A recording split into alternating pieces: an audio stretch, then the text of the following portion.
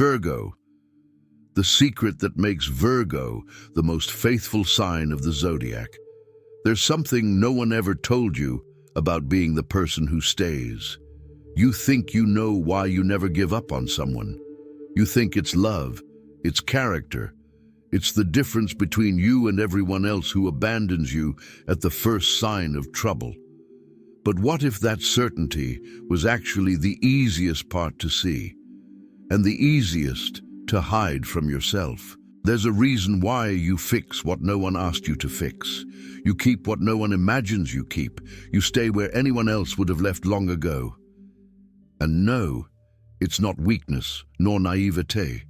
It's a silent, almost invisible mechanism that was born long before your first serious relationship, and it has less to do with the people you love and much more to do with a question you never dared to ask yourself. Today, that question will finally come up, and after it does, it might be impossible to look at your own loyalty in the same way again. Someone has called you faithful before, haven't they? And you accepted the word, almost without thinking, like someone receiving a compliment they never asked for. But wait a moment before continuing to accept it as complete truth, because that word, the way it's usually used, hides more than it reveals. No one has ever asked you where that faithfulness comes from. No one wanted to know what it costs. There's a gardener who returns to the same flower bed every day. Rain or shine, tired or well, it doesn't matter. He returns. And if someone asked him why he insists so much on tending the same soil, he would probably say it's responsibility, it's care, it's love for what he plants. But there's a deeper truth beneath. Stopping caring hurts more than continuing to care. And that's exactly how Virgo relates to the people he chooses to love. You keep things, dates that no one else remembers. A phrase said in an awkward way months ago. A silence that lasted a second longer than it should have. You keep all this not because you're dramatic, nor because you live in the past. You keep it because, for you, each detail is a piece of a puzzle that, if left incomplete, threatens to crumble. There's an archivist somewhere who does the same, cataloguing each old paper with the same care, because they fear that if a document is lost, an entire part of history will disappear with it. You don't keep memories. You keep evidence that what you love still exists. And there's a light inside you that never truly goes out, even when no one is watching, even when it seems like no one will ever return to that port. There's a lighthouse keeper like that, who keeps the lighthouse lit on nights with no ships on the horizon, simply because perhaps one day someone will need to find their way back. You do that with people. You remain present. You continue to give attention. You continue to care, even when the relationship no longer gives you any light. But there's one question you've probably never allowed to fully form within you. A small, unsettling question that you always interrupt before it reaches its conclusion. You notice. You always notice. You see a tiny crack in someone you love, and you're already there with your own hands, trying to fix it before it gets worse. There's a bricklayer who does exactly that. He fixes the same crack in the wall, week after week, without ever stopping to check what's happening down below, in the foundation. What if the problem all this time wasn't the crack, but something much deeper? Something that even the most dedicated bricklayer can't see just by looking at the wall. Have you ever stopped to think how many times you've done that? Fixed a gesture, a wrong word, an awkward silence, without ever asking why it kept cracking in the same place.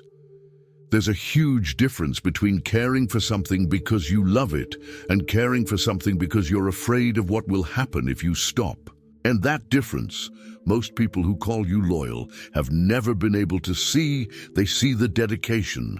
They don't see the engine that drives that dedication from within. Don't you see that sometimes you keep repairing the same crack, not because you believe it will disappear, but because while your hands are busy fixing it, you don't have to face the bigger question.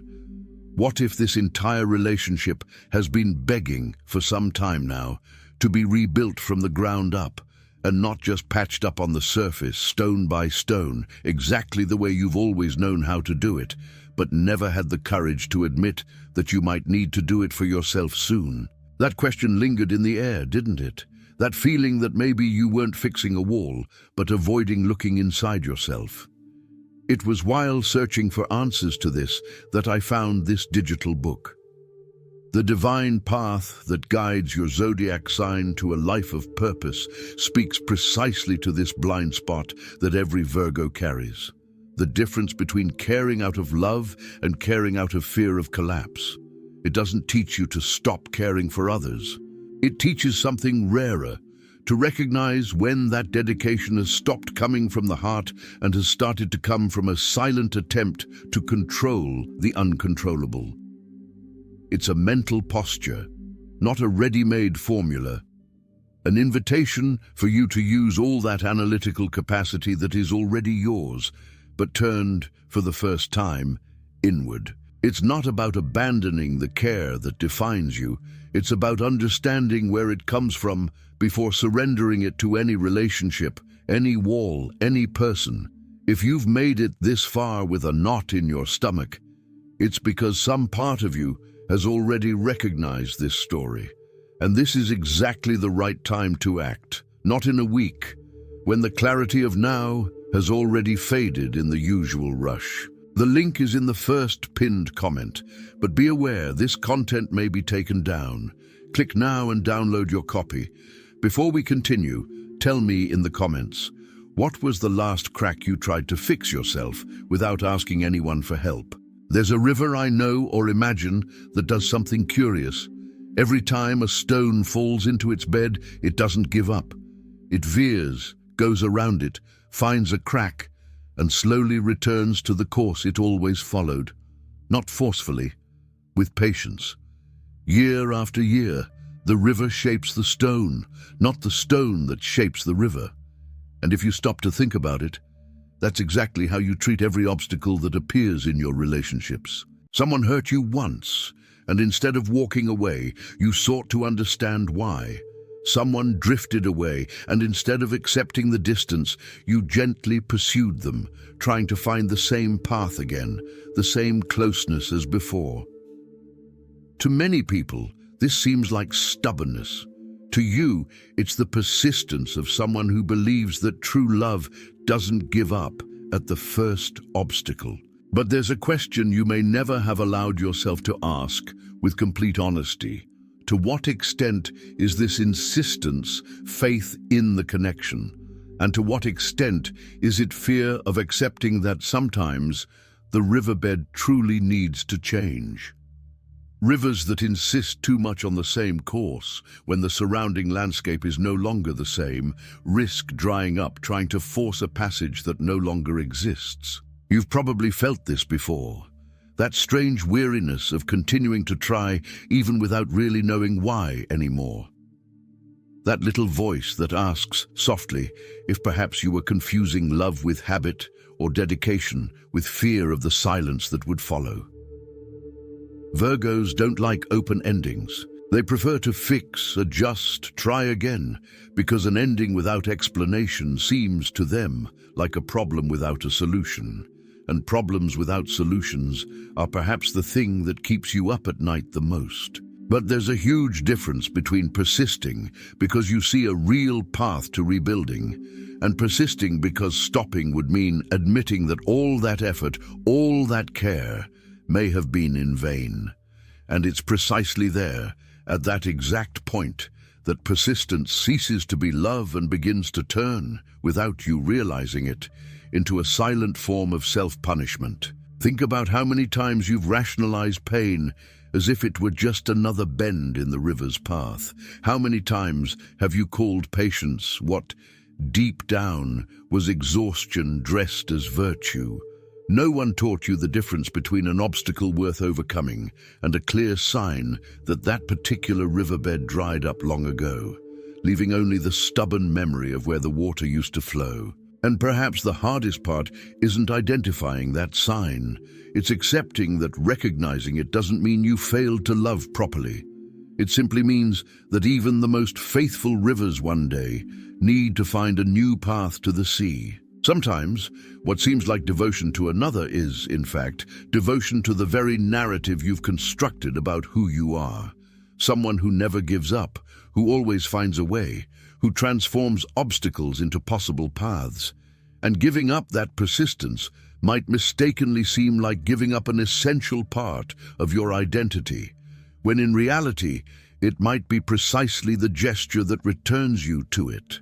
The line between persisting out of love and persisting out of fear is thinner than it seems. And that's precisely what a section of the divine path that guides your zodiac sign to a life of purpose is dedicated to showing you. There you'll find a practical way to recognize, instantly, whether you're rebuilding a path that still makes sense, or if you're just avoiding facing the fact that the landscape has already changed. For a mind that analyzes everything except itself, this is the kind of clarity that changes entire decisions. The link is in the first pinned comment. The last copies are running out. Click now and begin your journey toward the clarity and genius you deserve. There's an old family clock tucked away in a drawer somewhere in a house you might know. It stopped working years ago. But someone, always someone like you, insists on opening it, piece by piece, trying to understand which gear jammed, which spring lost its strength, which screw came loose first. Not because they blindly believe it will start telling time again as before. They insist because giving up seems to that person a kind of betrayal of the effort already invested. You've done this to us before. You've spent hours, days, months trying to understand exactly what broke within a relationship, piecing together old conversations like you're reassembling gears, searching for the exact moment when everything started to go wrong. And there's something beautiful about that, this ability to not give up on human complexity, to believe that everything has an explanation, that everything can, in theory, be understood and perhaps repaired. But family clocks sometimes don't stop because a part broke. They stop because their time has passed, and no new part will bring back what they measured. And here lies one of the most uncomfortable questions Virgo avoids asking herself. What do you lose of yourself each time you choose to fix something instead of simply letting it rest quietly in a drawer without guilt? There's a part of you that believes, almost religiously, that giving up on fixing it is the same as admitting failure. That if you didn't try everything, absolutely everything, then maybe the blame for the end lies with you. And it's this weight, not the broken clock itself, but the anticipated guilt of leaving it stopped, that keeps you locked up for hours in an emotional workshop that no one else visits but yourself. There's something revealing about the fact that you never ask yourself if the clock wants to be fixed. You simply assume it does, because stopping trying seems like a form of giving up that you don't allow yourself. But not every stopped mechanism is asking for repair. Some are just asking for rest, a quiet place in a drawer where they can exist without the constant pressure of returning to their former working order. Learning the difference between repairing and respecting the silence of something is, perhaps, one of the hardest lessons for someone who was born seeing every crooked gear as an implicit invitation to act. This emotional workshop that you maintain alone, filled with scattered pieces of old relationships, deserves at some point to be closed with care, not abandoned in anger, just concluded with gratitude for what it taught you about your own capacity for care. That anticipatory guilt you tell yourself has a name, and it's not weakness. It's a pattern that the divine path that guides your zodiac sign to a life of purpose teaches you to dismantle with the same precision you would use to dismantle any gear. The book shows how to differentiate real responsibility from inherited guilt, something Virgo rarely learns on their own because they are always too busy taking care of everything around them. Here you learn to take care of your own inner workshop before opening yet another person's clock. The link is in the first pinned comment. The last copies are running out. Click now and begin your journey towards the clarity and genius you deserve. A violin string can withstand a lot. It's designed to be stretched, adjusted, and retuned whenever the sound goes slightly off key. But there's an invisible limit, an exact point where tightening it again doesn't make the sound any better. It only increases the risk of it breaking completely. And worse, when a string is stretched too much, for too long, it forgets what its original pitch was. You know that feeling, even if you've never used those words to describe it. That version of yourself that emerges in the longest, most committed relationships. The version that has adjusted so much, yielded so much, adapted so much to the needs of the person on the other side, that at some point you stopped remembering what your own sound was like before all this began. It's not weakness. It's the price of a loyalty taken beyond what any rope should endure. And here lies the most uncomfortable paradox of all. The same ability that makes you so committed, so present, so willing to make the bond work, is the same ability that, without limit, teaches you to disappear within your own dedication. No one taught you to notice the difference between fine-tuning the relationship and detuning yourself in the process. Perhaps the most frightening moment isn't realizing you've stretched yourself too far. It's realizing that if someone were to suddenly ask you now what your original tone is, the one that existed before any adjustments, before any silent sacrifices, you might need a long time to remember. And that pause, that silence before the answer, says more about you than any praise of loyalty ever has. There's a silent form of courage in admitting this aloud. Even if only to yourself, I've forgotten my own sound. Confessing isn't weakness. It's the first real step toward retuning, not the relationship, but the string itself, alone, without the tension of another hand pulling at the same time. Because only after remembering what the original pitch was, does it become clear whether what's missing is adjusting the note together with someone, or simply stopping stretching a string that has already given all it could without breaking. Perhaps the most honest question isn't how much further you can stretch it, but how long has it been since anyone, not even you, stopped to listen to the sound that rope is still capable of making when it's not being pulled by anyone. Remembering your own original tone is perhaps the most important exercise that the divine path that guides your zodiac sign to a life of purpose proposes for those born under the sign of Virgo. Not as a generic self-help manual, but as a process of real reconnection with who you were before learning to adapt to everything and everyone. The book walks alongside you in this reunion, restoring discernment where today there is only exhaustion disguised as dedication. The link is in the first pinned comment. The last copies are running out. Click now and begin your journey towards the clarity and genius you deserve. There is a tree that bears fruit every year without fail, and if someone were to ask why it continues, it wouldn't say it's afraid to stop. It would say, if it could speak, that it simply is what it is. There is no calculation, no fear of abandonment, no shadow of a crack that needs to be watched forever.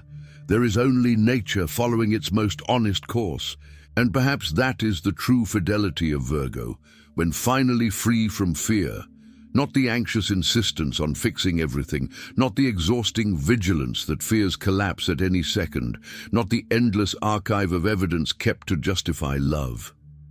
Real fidelity, the one that survives when fear leaves the scene, is quieter than that. It is the choice, renewed every day, to remain because it still makes sense, and not because the emptiness seems too unbearable to face. You can continue being the person who repairs walls, who keeps track of dates, who keeps the light on even on nights without ships. That will never cease to be part of who you are, and it doesn't have to. But there's a profound difference between doing all that out of fear of losing, and doing all that out of the quiet certainty that, even if one day everything changed, you would remain whole. You would still be you. The most beautiful loyalty Virgo can offer isn't the kind that never wavers, never questions, never gives up. It's the kind that has learned to ask itself, with courage and without guilt, if it still makes sense to continue. And that chooses to stay. When it chooses with eyes wide open, that's the difference between surviving within a relationship and flourishing within it. And that choice, made with clarity, is worth more than any promise made out of fear. If anything in this video touched a real nerve within you, perhaps it's time to look at your own loyalty without judgment, only with the same careful curiosity you always reserve for others. Turn for a moment, that light that never goes out inward. Not to blame yourself again, but to finally see yourself with the same patience you dedicate to everything you love. There's a quiet beauty in this that no one has ever told you. The same ability that makes you notice every detail, every crack, every off-key note, is the same ability that, directed inward, can give you back the deepest form of self-knowledge that any sign of the zodiac can achieve. Virgo doesn't need to stop being who they are to be free. They just need to learn to point that analytical light from time to time at their own path and trust that what they find there also deserves care, patience, and above all, fidelity. And it is in this reunion, silent and unhurried, that the word faithful finally gains the meaning it always deserved, not because it never wavered, but because, even when wavering, it chose to remain whole.